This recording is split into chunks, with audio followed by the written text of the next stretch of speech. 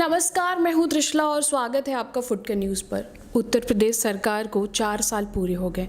कहीं ना कहीं सरकार ने अपनी हर वो पॉसिबल कोशिश करी है शिक्षा के फील्ड में हमारे युवकों को आगे ले जाने की, और आज इसी मुद्दे पर बात करने के लिए हमारे साथ स्नातक एमएलसी अवनीश सिंह सर हैं। सर, बहुत बहुत धन्यवाद आपका हमारे साथ बात करने के लिए। सर, मेरा पहला सवाल आपसे, उत्तर प्रदेश सरकार को 4 साल पूरे हो गए, आपको एमएलसी बने भी कुछ महीने पूरे हो जाए, अगर आपसे पूछा जाए कि आप विकास को कैसे देखते हैं तो आप क्या कहना चाहेंगे और कितना विकास हुआ है? देखिए, विकास एक ऐसी प्रक्रिया है जो सतत चलती रहती है। जहाँ तक आप भारतीय जनता पार्टी के 4 साल की बात करती हैं तो 4 साल में जो विकास भारतीय जनता पार्टी की सरकार ने योगी जी के नेतृत्व में और मोदी जी के नेतृत्व में देश और प्रदेश में किया है, उसमें चाहे युवाओं के लिए हो, किसानों के लिए हो, महिलाओं के लिए हो, आम व्यक्ति के लिए जो पंक्ति का अंतिम व्यक्ति कहा जाता है उसके लिए हो, सबके लिए कुछ ना कुछ सरकार ने किया है। इंडेक्स उठा के देखेंगे आप तो बेरोजगारी का इंडेक्स में बेरोजगारी की दर कम हुई है। कोविड के चलते हुए भी एक ऐसी महामारी थी जिसमें पूरा विश्व की अर्थव्यवस्था लड़खड़ा गई, उसके बावजूद भी मोदी जी की नीतियों की वजह से जो 20,000 करोड़ का पैकेज कंपनीज़ को दिया गया, उसकी वजह से कहीं ना कहीं पूरे देश में एक पॉजिटिविटी का माहौल बना उस विषम परिस्थिति में, और लोग आगे आ रहे हैं, लोगों के पास रोजगार अपने काम भी कर रहे हैं, चाहे मुद्रा लोन के माध्यम से हो। और उत्तर प्रदेश में तो पिछले 4 सालों में मुझे लगता है अगर आप एहसास करना चाहेंगे तो अमूलचूल परिवर्तन दिखाई देगा आपको। सर, आप एक शिक्षाविद हैं, आपने शिक्षा के क्षेत्र में काफ़ी काम किया है। क्या वजह देखते हैं कि उत्तर प्रदेश में अभी भी शिक्षा में कुछ खास सुधार नहीं हो पा रहा है? बेसिकली हम सबसे अधिक पॉपुलेशन वाले स्टेट हैं पूरे देश में। पॉलिसी की वजह से कहीं ना कहीं प्रॉब्लम थी, और आप देखिए कि हमारे देश की एजुकेशन पॉलिसी 36 साल बाद बदली गई। नई एजुकेशन पॉलिसी, जिसको राष्ट्रीय शिक्षा नीति कह रहे हैं हम लोग, वो 36 वर्षों के बाद आई, और पूरे देश में, पूरे विश्व में ग्लोबलाइजेशन हुआ। उसकी वजह से हमारी ज़रूरतें और आवश्यकताएं बदली हैं। उन आवश्यकताओं के हिसाब से हमने अपने कोर्सेज़ को मॉडिफाई नहीं किया। एजुकेशन पॉलिसी नहीं आई। मुझे पूरी उम्मीद है कि एजुकेशन पॉलिसी के सही इम्प्लीमेंट होते ही जो ये समस्याएं बेरोजगारी वाली हैं कुछ हद तक समाप्त होंगी, और अगले आने वाले 10 सालों में उत्तर प्रदेश में मुझे नहीं लगता अगर इसी तरह से काम होता रहा तो बेरोजगारी बचेगी। सर, यहाँ पे हर कोई सिर्फ नौकरी के लिए ही क्यों पढ़ना चाहता है? नौकरी का पढ़ाई का मतलब सिर्फ नौकरी है, डिग्री लिया तो उन्हें नौकरी चाहिए, जबकि हमारे गवर्नमेंट ने उद्योग के लिए कितने ऑप्शंस दिए हैं, सामाजिक संगठन के लिए दे, खुद का बिजनेस भी कर सकते, तो युवा क्यों सिर्फ नौकरी के पीछे भाग रहा है? देखिए, बेसिकली ये परसेप्शन है। परसेप्शन जैसे ही बदलेगा, जब परसेप्शन बदलता है, अभी तक लोगों का था कि लड़का, लोग पूछते हैं आपका बेटा क्या करता है, तो जब लोग कहते हैं मेरा बेटा नौकरी करता है और सरकारी नौकरी में है, तो गार्जियन सीना चौड़ा करके बोलता है। लेकिन अब वो परसेप्शन चेंज हुआ कि प्राइवेट नौकरी वाले को भी महत्व देना शुरू किया गया। धीरे धीरे बिजनेसमैन का भी महत्व बढ़ना शुरू हुआ है। तो ये मैंने जैसा पहले कहा ना कि विकास सतत प्रक्रिया है। देश का जीडीपी आम आदमी के काम करने से बढ़ता है, तो हम लोग अब धीरे धीरे जागरूकता ला रहे हैं। दूसरा, नई एजुकेशन पॉलिसी का इम्प्लीमेंटेशन आने के बाद आप जिस फील्ड में महारत रखते हैं उसी फील्ड में आपको डिग्री मिलेगी। उदाहरण के लिए जैसे मैं बताऊं कि अगर आप बहुत अच्छे प्लेयर हैं तो आप हर व्यक्ति सचिन तेंदुलकर नहीं बन सकता, लेकिन कहीं ना कहीं ऐसा हो जाए कि आपका जिस लेवल पे आप खेल सकते हैं उसकी वेटेज भी आपको आपके फर्दर लाइफ के गोल्स को अचीव करने में मिल जाए, तो मुझे लगता है ऐसा न्यू एजुकेशन पॉलिसी के आने के बाद होगा, और लोग रोजगार की तरफ जा रहे हैं, तेज़ी से जा रहे हैं। सरकार की जो योजनाएं हैं, चाहे मुद्रा लोन हो, और रेहड़ी पट्टी वालों के लिए भी 10,000 तक की स्कीम मोदी जी ने जो लॉन्च की है, मुझे लगता है कि सबका परसेप्शन चेंज हो रहा है। धीरे धीरे युवा रोजगार की तरफ भी जा रहे हैं। सर, जैसा आपने कहा कि आप जागरूक कर रहे हैं, अगर जागरूक कर रहे हैं तो हमारे देश का युवा जो सड़कों पे है, जो ये कह रहा है कि हमें नौकरी दो, नहीं तो डिग्री वापस लो, उसको ये बात सरकार क्यों नहीं समझा पा रही है कि नहीं, आप और फील्ड में भी आ सकते हैं? अगर जागरूक कर रहे हैं तो उनके तक ये जागरूकता क्यों नहीं पहुँच रही है?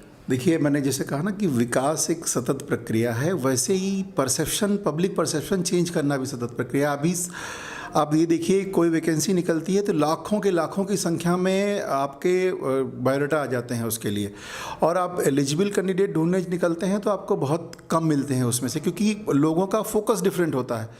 तो सरकार जागरूक कर रही है, और चाहे स्किल डेवलपमेंट हो, उसके माध्यम से लोगों के अंदर स्किल की तरफ भी उसका ध्यान जा रहा। अभी तक ध्यान ही नहीं था सरकारों का इस तरफ। लोग बस किसी तरह से पिछली सरकारें 70 सालों में केवल इसलिए लगी रही कि गरीब गरीब ही रहे, जिससे उसकी सोचने की क्षमता ना बढ़े। तो ये सरकार सोचने की क्षमता बढ़ा रही है, नई एजुकेशन पॉलिसी लेके आ रहे हैं।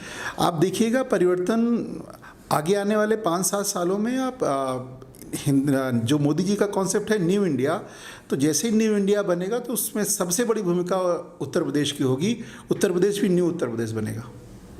सर, आप ग्रेजुएट विधायक हैं, ग्रेजुएट की समस्याओं को लेकर आके आपकी क्या प्लानिंग है?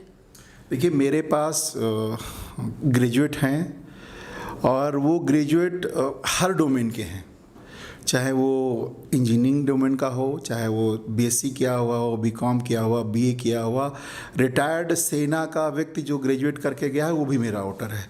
तो मैं सबके लिए ओवरऑल कोशिश कर रहा हूं कि जो सेवानिवृत्त लोग हैं उनके लिए भी ईज़ हो। सरकार ने ईज़ किया है काफ़ी कुछ। उत्तर प्रदेश में जो लोग शिक्षक जॉब से रिटायर हो रहे हैं, पहले वो महीनों भटकते थे इधर उधर अपनी पेंशन और अन्य चीज़ों के लिए। सरकार ने तय किया है जिस तारीख को वो रिटायर हों उसी तारीख उनको उसी तिथि को उनको सब कुछ मिल जाए, मतलब जैसे उसकी पेंशन की सुविधाएँ मिल जाए। तो इस तरह की जो भी समस्याएं हैं मैं लगातार उनमें लगा हूं, और युवाओं के रोजगार पे मेरा खास फोकस है। हम अपनी 7 जिलों में इस तरह की ड्राइव भी चला रहे हैं कि, और मैंने अपनी वेबसाइट पे भी चला रखा है कि जो भी जॉब्स आती हैं इन लोकलाइज 7 जिलों की, उनसे युवाओं को लिंक करने का पूरा प्रयास हम लोग कर रहे हैं। सर, अगर बात देश की महिलाओं की करें तो जो महिला शिक्षक हैं उनकी समस्याओं को कैसे दूर करेंगे? टोटल 7 जिले आपको देखने हैं, आप उन तक आसानी से पहुंचे, इसको लेकर आप क्या करेंगे? देखिए, आजकल कम्युनिकेशन का युग है, और कम्युनिकेशन के युग में दूरियां नहीं रह गई हैं, डिस्टेंसेस का कोई मायने नहीं रह गया। आप अगर कहीं भी बैठे हुए हैं और किसी को समस्या है कोई भी, तो वो सिंपल एक फ़ोन कॉल पे किसी तक रीच कर सकता है, व्हाट्सएप कॉल के माध्यम से। और मैंने तो अपना टोल फ्री नंबर भी दे रखा है कि जिसको समस्या हो इस नंबर पे फ़ोन करिए। हम लोग पूरी तरह से उनकी समस्याओं का समाधान के लिए प्रयत्नशील हैं। और मैं ये आपके चैनल के माध्यम से ये भी कहना चाहता हूँ कि अगर किसी को भी कोई भी समस्या होती तो सीधे मुझसे कांटेक्ट कर सकता है। मैं खुश होऊंगा कि मैं आपकी समस्या का समाधान कर पाया। तो सर, क्या वो महिलाएं जो बहुत दिनों से कहीं ना कहीं महिलाओं को अनदेखा किया जाता है, तो क्या अब उन महिलाओं तक आप पहुंचेंगे और उनको रोजगार से जोड़ने की कोशिश करेंगे? आपके जो 7 जिले हैं उन 7 जिलों में, या फिर और भी जो प्रदेश की महिलाएं उनका तक पहुंचने की क्या तैयारी है आपकी? देखिए, हम लोग 21वीं सदी में हैं। जेंडर का तो मुझे नहीं लगता जेंडर ऐसा कुछ रह गया है सर, लेकिन जेंडर डेफिनेशन है सर। अगर मैं भाजपा की मैनिफेस्टो में ही आप देखेंगे तो आखिरी पेज पे है महिलाओं का, तो थोड़ा तुम है। मैंने कहा आखिरी पेज पे नहीं महिलाओं का। किसान तो किसान, देखिए, अगर आज भी बात करें, कोई राजनीतिक दल जब टिकट देती है तो महिलाएं उनकी प्रायोरिटी सबसे लास्ट में होती हैं।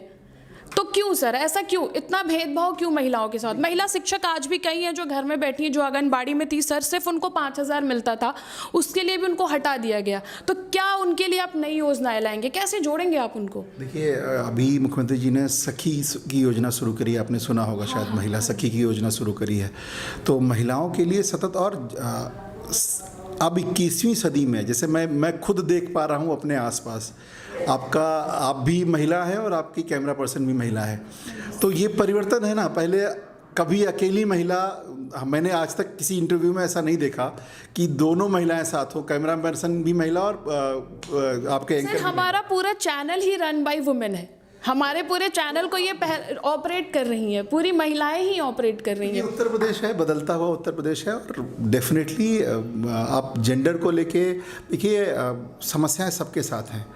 जिस तरफ आप अपनी नज़र घुमाते हैं, अगर आप बायस होकर सोचते हैं तो समस्या बायस होकर दिखने लगती है।